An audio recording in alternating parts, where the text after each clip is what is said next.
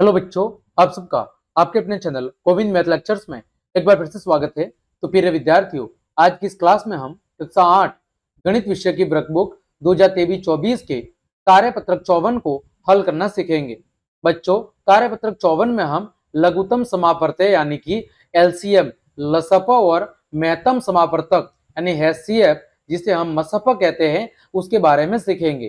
ठीक है बच्चों, देखो पहला प्रश्न। नीचे लिखी गई संख्याओं में से 3 और 5 के समान गुणजों पर गोल घेरा लगाओ। बच्चों, ऐसी संख्या जो 3 और 5 के पहाड़े में आती है उन पर आपको गोल घेरा लगाना है। तो देखो बच्चों, इनमें से कौन कौन सी संख्या है जो 3 और 5 दोनों के पहाड़ों में आती है। बच्चों, पहली संख्या है 15, जिसमें 3 का भी भाग पूरा पूरा जाता है और 5 का भी भाग पूरा पूरा जाता है। फिर बच्चों अगली संख्या होगी, वो होगी बच्चों आपकी 30। 30 में बच्चों 3 का भी भाग पूरा पूरा जाता है और 5 का भी भाग पूरा पूरा जाता है। अगला बच्चों संख्या है, वो आपकी संख्या हो जाएगी, वो हो जाएगी 45। क्या होगी बच्चों? 45। उसके बाद बच्चों जो अगली संख्या होगी वो होगी बच्चों आपकी 60। कितनी होगी बच्चों? 60। ये बच्चों वो संख्या है जो 3 और 5 दोनों की समान गुणज है, यानी 3 और 5 दोनों के पहाड़ों में आती है। ठीक है, तो बच्चों आपकी 15, 30, 45 और 60। आगे बच्चों हम बात करते हैं आपके प्रश्न संख्या 2 की। यहां पर बच्चों भाग विधि के द्वारा हमें 24, 30 और 18 का लघुत्तम समापवर्तक यानी कि लसप ज्ञात करना है। देखो बच्चों, सबसे पहले हमें संख्या लिखनी है 24, 30 और 18। बच्चों 2 का भाग दिया, 24 में कितनी बार गया? 12 बार। 2 का भाग 30 में बच्चों कितनी बार गया? 15 बार। और 2 का भाग 18 में कितनी बार गया? 9 बार। अब बच्चों हम किसका भाग दे रहे हैं? 3 का भाग। बच्चों 3 का भाग 12 में कितनी बार जाएगा? 4 बार। 3 का भाग 15 में 5 बार और 3 का भाग 9 में 3 बार। ठीक है, अब बच्चों आप किसका भाग दो? अब आप दे दो बच्चों 3 का भाग वापिस। तो 4 ऐसा का ऐसा, 5 ऐसा का ऐसा और 3 में 3 का भाग एक बार। अब किसका दोगे? 4 का। 4 एकम 4, 5 में नहीं जाता, ऐसा का ऐसा और एक का एक। फिर किसका दोगे? 5 का। एक, एक और एक। ठीक है बच्चों, आपको तब तक भाग देना है जब तक नीचे एक एक सब जगह नहीं आ जाता। तो बच्चों अब क्या करना है? जिसका हमने भाग दिया है उसका गुणा करना है। 2, फिर गुणा 3, फिर गुणा 3, फिर गुणा 4 और फिर गुणा 5। ठीक है, अब बच्चों देखो यहाँ पर एक जगह खाली रह रही है। इसका मतलब ये है कि बच्चों यहाँ पर हमने 4 का डायरेक्ट भाग दिया है। आप चाहो तो बच्चों 2 का भाग भी दे सकते हो। ठीक है, तो ऐसा कोई गलत नहीं है। यदि संख्या अलग हो तो आप 4 का भी भाग दे सकते हो और 2 का भी भाग दे सकते हो। तो यहाँ बच्चों आप ऐसे भी लिख सकते हो कि 4 को बच्चों आप क्या लिख सकते हो? बच्चों आप 4 को 2 गुणा 2 भी लिख सकते हो। तो ये मैं 5 इधर लिख लेता हूं और 4 को लिख दिया मैंने 2 गुणा 2। ठीक है, तो ये गलत नहीं है क्योंकि यहाँ पर सब संख्या अलग अलग है, 4, 5 और 3। तो आप सबका भाग एक बार दे सकते हो, कोई गलत नहीं है। तो देखो बच्चों सबका गुणा करोगे, 2 तिया 6, 6 तिया 18, 18 पंजे 90 और 90 का 4 से गुणा करोगे तो 360। इसी तरह बच्चों इनका भी गुणा करोगे तो कितना आएगा? 360। देखो 2 गुणा 3 गुणा 3 गुणा 4 गुणा 5। बच्चों 5 चौक 20, 20 का गुणा 30 से 60 और 60 का गुणा बच्चों किससे करना है? 6 से। तो बच्चों 60 गुणा 6, 6 चौक 36, सॉरी 6 छंग 36 और पीछे 0, कितना हो गया? 360। ठीक है, आगे बच्चों तीसरा, भाग विधि के द्वारा 72 और 48 का लघुत्तम समापवर्तक ज्ञात करना है। देखो बच्चों किसका भाग देंगे? वापिस 2 का। 2 का भाग 36 में 18 बार, 24 में 12 बार। 2 का भाग 18 में 9 बार, 12 के अंदर 6 बार। 2 का भाग 9 में नहीं जाता, ऐसा का ऐसा।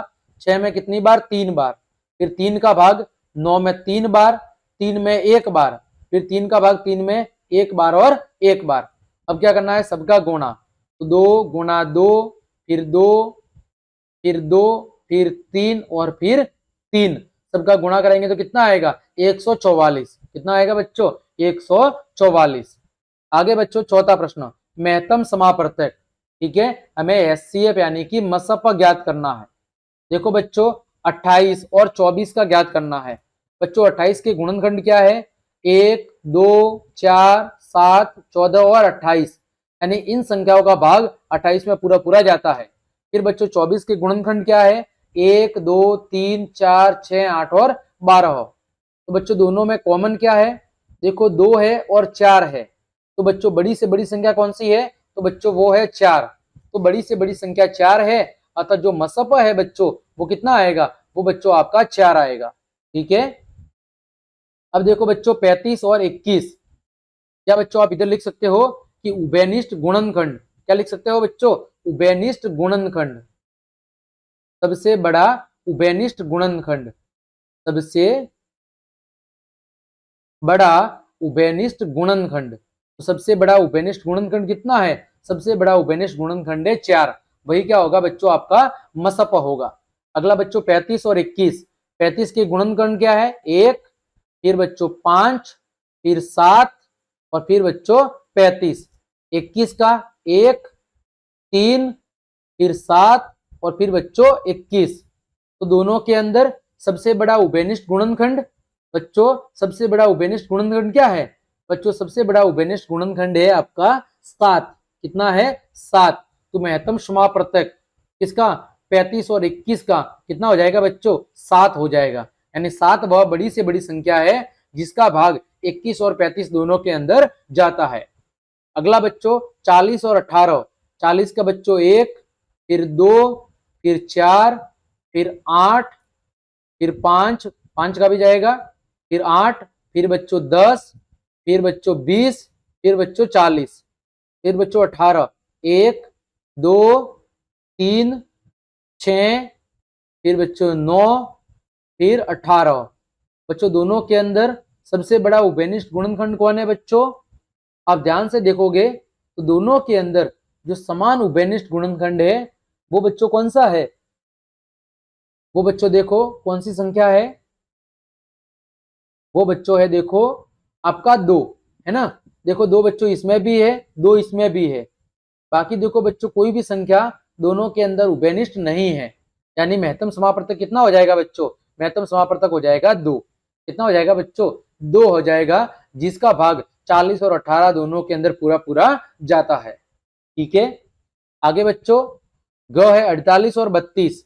48 बच्चों 1, 2 का भाग जाएगा, 3 का जाएगा, 4 का जाएगा, 6 का, 8 का, 12 का, फिर 24 का, फिर 48 का।